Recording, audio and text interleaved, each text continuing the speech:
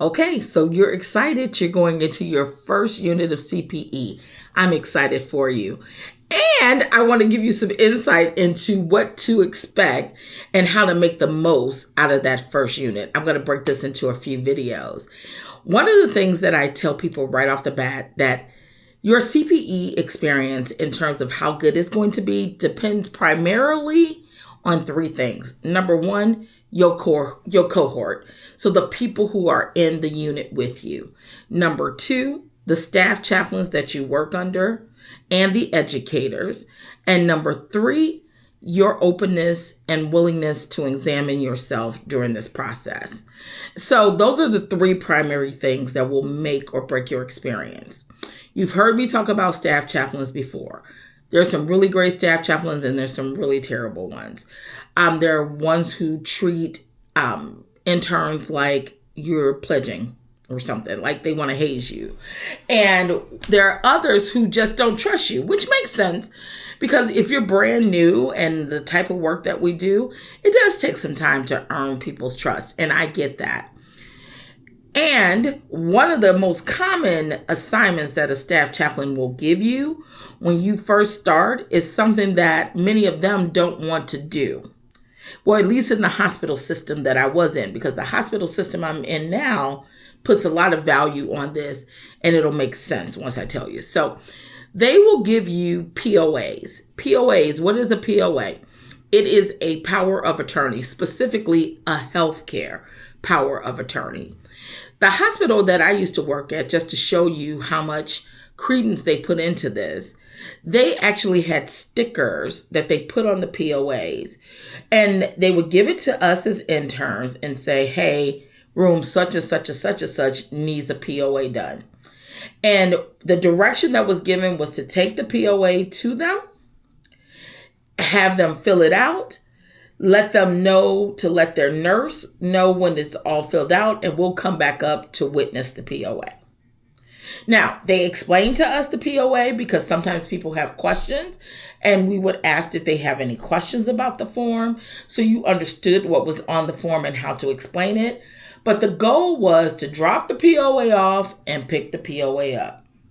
And baby, the hospital I worked at, you could be running like what felt like miles back and forth doing POAs all day.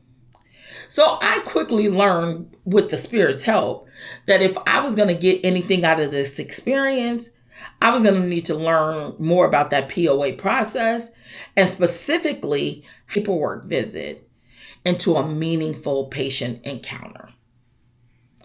How do you do that? I'm so glad you asked. You guys ask amazing questions. So you could do like the staff chaplain told you to do. Take it up, ask them if they have any questions, let them know to fill it out, tell the nurse to call you when they're ready, and you'll come back up. Or you can treat it like you would treat any other patient conversation. And number one, explain the form. Don't ask them if they have any questions.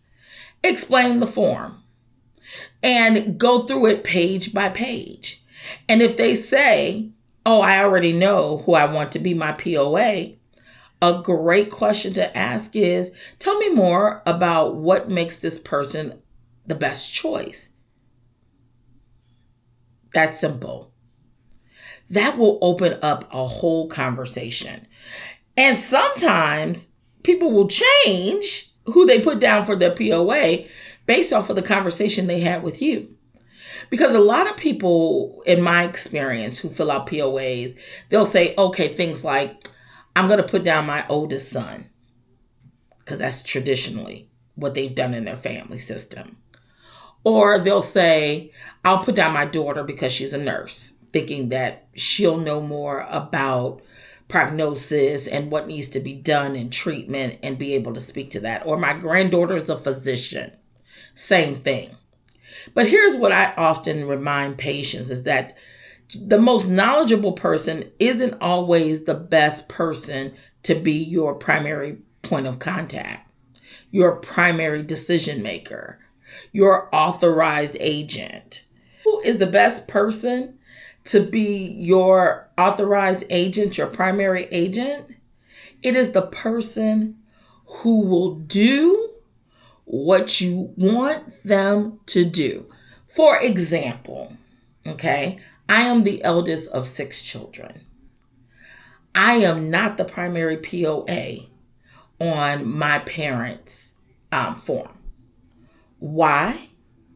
Because Leslie would do what she wanted to do. I would do what I thought was best for my parents. And guess what? That would be to keep them around here as long as I could. Okay? And so the good thing is my parents already know that about me. So they didn't make me the primary. They made my 3rd sibling the primary. So the middle child, the primary. And she will honor what they want. So just because I'm the oldest, just because I know a lot and can talk and do all the things and advocate, my emotions would be wrapped up in those decisions, and I would not be able to make a clear decision based off of my parents' wishes. So I use that as an example. That's an appropriate use of self in a conversation.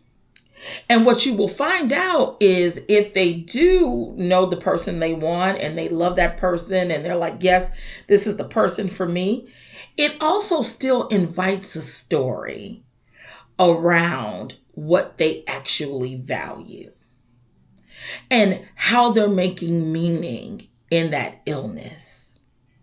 And so it's a great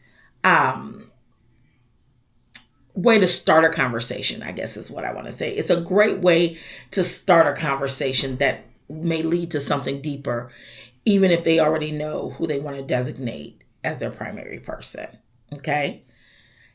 Here's the second thing that I wish my educator would have shared with me is that if you get really good in those power of attorney conversations with patients, learning to elicit values, what they care about, what they want, what they don't want, what does quality of life look like for them, because all of that's on that form. And you can use that in conversation. If you get that going really well, like if you use that muscle and get that muscle really strong, that will benefit you later on when you become a professional chaplain. Because in a hospital setting, you, especially if you are in palliative care, you will be involved in goals of care meetings where families are trying to make decisions because someone has stage 4 cancer and they're trying to decide if they should continue treatments. You will be involved in situations, sadly, where maybe there is an infant that needs to be taken off of life support. You will be involved in those types of high-stake conversations. And because you were used to talking to people about what they want at the end of life, what they want quality of life to look like, because you had so many of those conversations as an intern, you will be ready to go. When you get to those goals of care meetings, you'll be so far advanced in terms of being able to get to what does a patient really care about? What does quality of life look like for them? And you'll be able to serve that patient in a very mighty way. So I just want to encourage you, when they give you that POA, take it gladly, but go up there with a plan in mind that this is going to be a conversation starter, not just an administrative task. If you're new around here, my name is Leslie. I'm creating the videos that I wish existed when I was trying to discern to be a chaplain. Like, follow, comment. And until next time, grace and peace.